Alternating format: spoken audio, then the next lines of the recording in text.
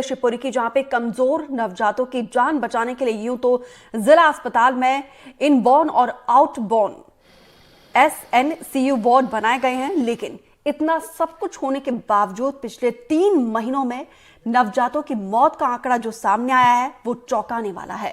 पिछले 3 महीने में अकेले शिवपुरी में 65 बच्चों को बचाया नहीं जा सका है। आखिर क्यों माता पिता के आंखों के दीपक बुझ रहे हैं, क्यों उन्हें नहीं बचाया जा रहा है, ये जानने की कोशिश करते हैं हमारे सहयोगी अतुल गौड़ से। उन्होंने खुद वार्ड का जायजा लिया है। देखिए हमारी एक्सक्लूसिव रिपोर्ट। हम शिवपुरी जिला अस्पताल के एसएनसी वार्ड में हैं। एसएनसी वार्ड वो वार्ड है जहां नवजात शिशुओं को रखा जाता है, खासतौर से उन बच्चों को जो या तो समय से पहले जन्म ले चुके होते हैं या फिर उनके जन्म के बाद में किसी तरह की कॉम्प्लिकेशन डॉक्टर्स के सामने आती है। ये बहुत सेंसिटिव वार्ड है। यहाँ पूरे प्रिकॉशन के साथ एंट्रेंस किया जाता है, बच्चों को किसी तरह का इन्फेक्शन ना फैले इसके पूरे प्रिकॉशन लिए जाते हैं। और ये प्रिकॉशन जो हमने लिया है वो भी यहाँ के नियम कायदे के अनुसार जायज और जरूरी है। तब हम आपको बता दें कि इस तरह की जो लाइटिंग है, ये लाइटिंग कहीं ना कहीं बच्चों को पीलिया जब सामने दिखाई देता है या उनको तकलीफ इस तरह की दिखाई देती है तब डाली जाती है। और यहाँ उसको पीलिया की समस्या है और बच्चे को सांस लेने में तकलीफ है, इस वजह से इस खास ब्लू लाइट में उसे रखा गया है। और अगर हम इस केयर यूनिट की बात करें तो आप देखिए कि बच्चों की किस तरह से मॉनिटरिंग की जाती है। यहाँ सिस्टर्स हैं जो बच्चों के पास 24 घंटे रहती हैं, उनकी गतिविधियों को चेक करती हैं, लगातार ये समझने की कोशिश करती हैं कि उन्हें किसी तरह की कोई कॉम्प्लिकेशन सामने तो नहीं आ रही है। ये बहुत सेंसिटिव यूनिट है। अगर हम इस यूनिट की बात करें तो मैं कहूंगा कैमरा साथी से ये दिखाएं कि ये इनबॉर्न यूनिट है, यानी अस्पताल में जन्म लेने वाले जो बच्चे हैं उन बच्चों के लिए बनाई गई है जिनका जन्म इसी अस्पताल में सेफ डिलीवरी यानी सुरक्षित प्रसव के तहत हुआ है। उन बच्चों को यहाँ इस यूनिट में रखा जाता है। और अगर इसके ठीक अपोजिट में देखें तो यहाँ आउटबोर्न यूनिट है। ये वो बच्चे हैं जहां इनका जन्म जो है अस्पताल में ना होकर के अस्पताल से बाहर किसी अस्पताल में हुआ है, उन बच्चों को रखा जाता है। तो इनकी केयर भी यहाँ उसी तरह से होती है, बिल्कुल उसी तरह से देखभाल भी की जाती है और लगातार इनके पास में कोई ना कोई मौजूद जरूर रहता है और मॉनिटरिंग चलती रहती है।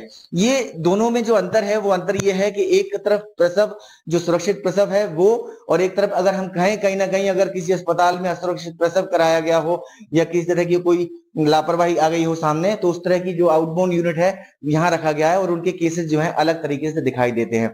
और हमारे साथ में इस पूरे मसले को समझने के लिए, इस पूरी यूनिट को समझने के लिए डॉक्टर मंगल यहाँ मौजूद हैं जो इसके इंचार्ज हैं। उनसे हम समझने की कोशिश करेंगे और ये जानेंगे कि इसमें अभी वर्तमान में कितने बच्चे भर्ती हैं और जो हम बच्चों को नहीं बचा पा रहे हैं उसके पीछे क्या क्या रीजन है। डॉक्टर मंगल, सबसे पहले हमारे से बात करने के लिए आपका बहुत शुक्रिया।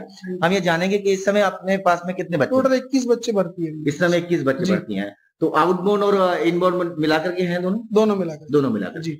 तो सर ये जो यूनिट है ये ठीक ढंग से काम कर रही है? बिल्कुल पूरी तरह से परफेक्ट तरीके से काम कर रही है। संसाधनों की कोई कमी नहीं है, सारे संसाधन हमारे पास सारे उपलब्ध है। डॉक्टर साहब, एक चीज ये जानना चाहेंगे कि जिस तरह से 12% का आंकड़ा निकल के आता है कि हम मृत्यु दर नहीं रोक पा रहे हैं, इतना संसाधन होने के बाद, इतनी यूनिट होने के बाद, इतना स्टाफ होने के बाद, तो क्या कारण है कि हम ये नहीं कर पा रहे हैं? इसका कारण तो कुछ नहीं है। मोस्टली तो जो पीडरम बच्चे हैं, कम टाइम के बच्चे हैं ना, वो यहाँ पे अधिकांश भर्ती होते हैं, जिसकी वजह से मृत्यु दर थोड़ी सी ज्यादा है। इसको कम करने के लिए अपन पूरी तरह कोशिश कर रहे हैं फील्ड में भी, जिससे कि पीडरम डिलीवरी कम हो, इसके लिए अवेयरनेस चला रहे हैं और जिससे कि आगे भी भविष्य में मृत्यु दर को कम कर सके, इसके लिए अपन कोशिश कर रहे हैं। और डॉक्टर साहब, ये अगर हम आंकड़ों की बात करें तो पिछले 3 महीने में आंकड़े क्या कहते हैं, कितने बच्चों को हम नहीं बचा पाए? करीब 65 बच्चे हैं नवजात जिन्हें हम नहीं बचा पाए। 65 बच्चों को हम नहीं बचा पाए। अगर हम तीनों महीनों की बात करें, अक्टूबर, नवंबर और दिसंबर की, तो कितने होंगे? ये आंकड़ा थोड़ा सा बताएंगे आप? अक्टूबर में करीब हमारे 17 बच्चे थे, जो कि थोड़े से बढ़ करके नवंबर में 31 हो गए थे, लेकिन हमने कोशिश की तो दिसंबर में फिर घट करके हमारे करीब 20 बच्चे रह गए थे। यानी अगर हम बात करें तो अक्टूबर में 17 बच्चों को हमने खो दिया और नवंबर में 31 बच्चों को खो दिया और कहीं ना कहीं दिसंबर में भी हम जो है 20 बच्चों को नहीं बचा पाए। जी। तो आपको नहीं लगता कि ये थोड़ा सा अबनॉर्मल है, इसको और कम किया जाए? अबनॉर्मल तो नहीं है, लेकिन हम कम करने की पूरी कोशिश कर रहे हैं इसको। इसके लिए आपको क्या प्रिकॉशंस और लेने पड़ेंगे? प्रिकॉशन हम यही है कि प्रीटर्म डिलीवरी को कम से कम करें, और दूसरा अगर प्रीटर्म डिलीवरी होती है तो उसकी ज्यादा से ज्यादा देखभाल करके उसको बचाने की कोशिश कर रहे हैं। तो डॉक्टर साहब का ये साफ तौर पे कहना है कि यूनिट अपना काम बाकायदा कर रही है, सरकार ने सिस्टम बनाया हुआ है और खास तौर से निगरानी में रखने वाले इन बच्चों को प्रिकॉशन भी पूरे दिए जाते हैं और बचाने की कोशिश भी की जाती है। लेकिन विडंबना ही कहिए कि कहीं ना कहीं हम पिछले 3 महीनों में 65 बच्चों को नहीं बचा पाए। बहरहाल ये यूनिट किस हद तक काम कर रही है, इस बात की जांच और पड़ताल एक बार सिरे से जरूर करने की जरूरत है। शिवपुरी से अतुल गौड़, एनडीटीवी। अतुल गौड़ खुद ज्यादा जानकारी के साथ शिवपुरी से लाइव जुड़ रहे हैं। अतुल, देश एक तरफ आजादी का 75वां अमृत महोत्सव मना रहा है, स्वास्थ्य सुविधा मूलभूत सुविधाओं में से एक है।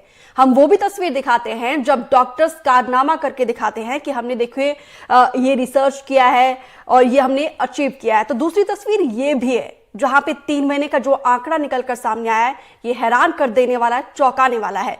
क्या वजह लगती है, किसका फेलियर है? जी दीपिका, देखिए साफ तौर पर फेलियर तो अगर हम कहेंगे तो डॉक्टरों को ही कहेंगे। कहीं ना कहीं मॉनिटरिंग में कमी उसमें महसूस की जा सकती है, या कहीं ना कहीं जो है लापरवाही सामने देखी जा सकती है कि जिस तरह से बच्चे नहीं बचाए गए। लेकिन अगर डॉक्टरों की बात करें तो उनका ये साफ तौर पर कहना है कि जो प्री मैच्योर डिलीवरी है उसकी वजह से ये आंकड़े बड़े हुए हैं, और कहीं ना कहीं ये परेशानी हमारे सामने इतनी बड़ी है कि उसको हम कैसे हैंडल करें, ये एक चुनौती है। लेकिन अगर हम बात आंकड़ों की करें तो ये एसएनसी यूनिट जो बनाई गई थी, उनको बनाने के पीछे सरकार का सिर्फ और सिर्फ उद्देश्य ये था कि इसी तरह के बच्चों को ज्यादा से ज्यादा संख्या में बचाया जा सके। लेकिन जब ये बनाई गई थी उससे पहले की अगर हम आंकड़ों की बात करें तो तकरीबन 18 और 20% की मृत्यु दर थी, और इसको बनाने के बाद में अगर हम 12% पर पहुंचते हैं और अभी भी अगर 3 महीने में 65 बच्चों को खो देते हैं तो कहीं ना कहीं इस यूनिट को चलाने वाले संस्थान पर हम निश्चित तौर पर सवाल के घेरे में खड़ा करके देखेंगे। हमारे साथ में इस विषय पर बात करने के लिए दीपिका खुद सिविल सर्जन हैं बीएल यादव साहब, उनसे हम जानेंगे कि आखिर उनके सामने ये वजह क्या है कि क्यों हम नवजात शिशुओं को नहीं बचा पा रहे हैं। सर, डॉक्टर साहब, मैं आपसे रिक्वेस्ट करूंगा कि प्लीज यहाँ आ जाइए। तो ये जो स्थिति है उस स्थिति को समझने के लिए डॉक्टर साहब बेहतर तरीके से समझा पाएंगे कि डॉक्टर साहब ये जो 65 बच्चे हमने खोए हैं पिछले 3 महीने में, और हम प्रतिशत की बात कर रहे हैं तो अभी भी 12% के आसपास ही पहुंचे हैं, कहाँ कमी रह रही है? इसका जो मेन कमी है मैं आपको बता दूं, जो प्रॉब्लम हो रही है हमको, वो इसमें हमारे यहाँ बोलते हैं रेस्पिरेटरी डिस्ट्रेस, एक टेक्निकल शब्द है, और इसका कारण है प्रीमेच्योरिटी। और अगर प्रीमेच्योरिटी को कम कर दें तो रेस्पिरेटरी डिस्ट्रेस अपने आप में कम हो जाता है। फिर दूसरा कारण आ रहा है बर्थ एस्फिक्सिया, जन्म के टाइम पर उसको सांस लेने में तकलीफ, इसको सपोर्ट होना चाहिए। तो ये चीज अपने को क्वालिटी ऑफ केयर में थोड़ी सी नीचे के लेवल, जो आउटबोर्न में प्रॉब्लम है, हमारा इंडोर में जो हमारा लेवल है वो 6% और 7% के बीच में है। तो हम लोग जो औसत है 10% उससे भी नीचे है हम इनवॉर्न में।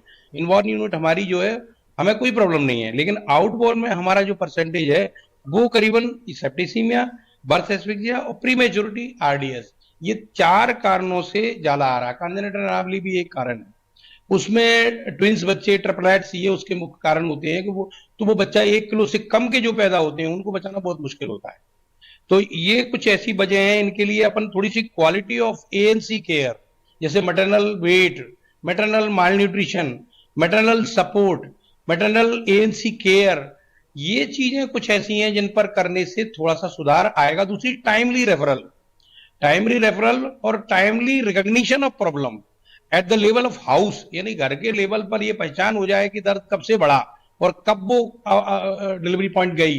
तो डिलीवरी पॉइंट की डिस्टेंस हमसे जितनी ज्यादा होगी, क्योंकि एक ही यूनिट है पूरे जिले के अंदर जो 20 बिस्तरी है, और अब ये 20 लाख प्लस का आबादी का जिला है, तो इसमें और जो यूनिट है वो एनबीएचयू के नाम से है, जिसमें अपना पैरामेडिकल या मेडिकल ऑफिसर काम करता है।